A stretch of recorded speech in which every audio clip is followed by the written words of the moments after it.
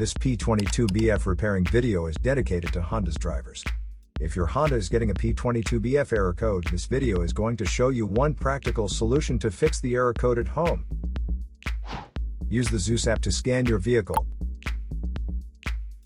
and see the error code P22BF.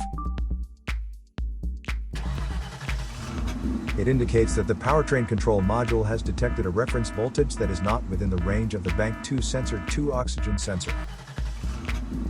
Here is one of the most practical solutions to fix Honda's P22BF error code. Method A, the oxygen sensor. This oxygen sensor is located right after the catalytic converter. Bank 2 is on the side with cylinder number 2. Sensor number 2 is usually the downstream oxygen sensor behind the converter.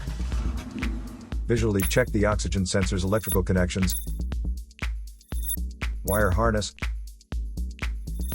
and metal tabs for any damages. If damages are found, then replace the oxygen sensor. If there is no damage found on the oxygen sensor, you would need to take your car to consult professional mechanics.